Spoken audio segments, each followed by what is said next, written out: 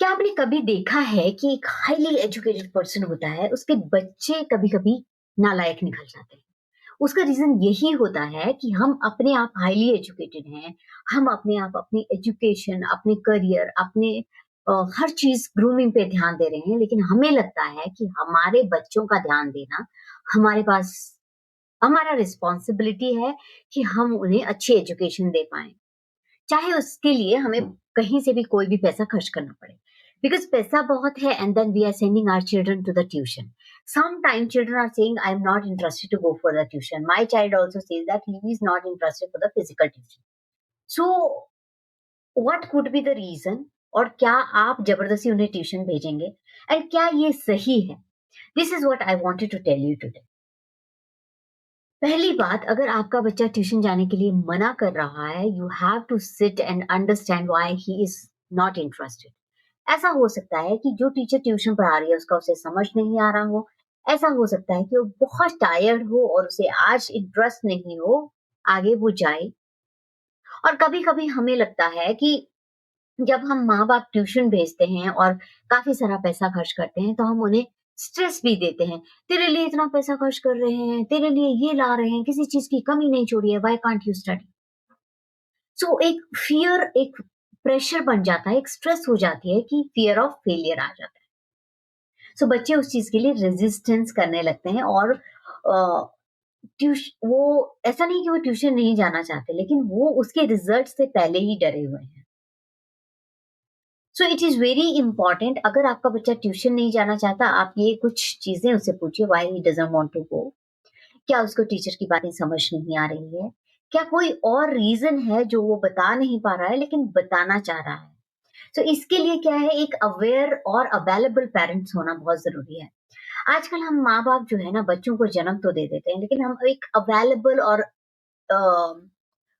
Present parent नहीं बन पाते, क्योंकि हम सोचते हैं कि हमारे पास बहुत पैसा है और उसी चीज के चक्कर में हम मल्टीपल ट्यूशन में अपने बच्चों को डाल देते हैं.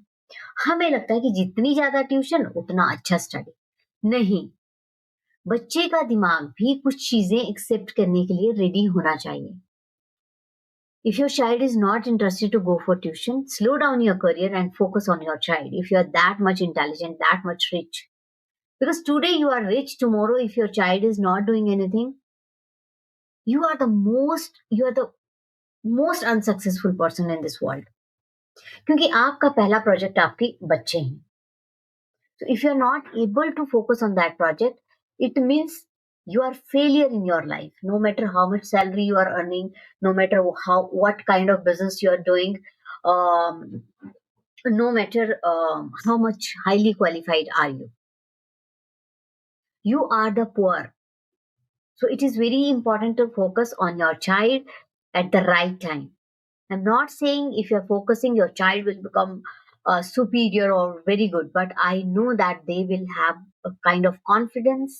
They will not have that kind of attitude like, am I? If I am failure, then what will happen? They will be close to you. They will have a right kind of relationship with you.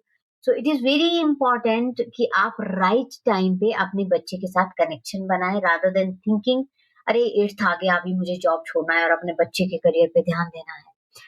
First to 8th आपने ध्यान नहीं दिया, आप 9, 10, 11, 12th के बारे में सोच रहे हैं कि मुझे बच्चे पे फोकस करना है, then he has to do some competitive exam. Why he would listen to you?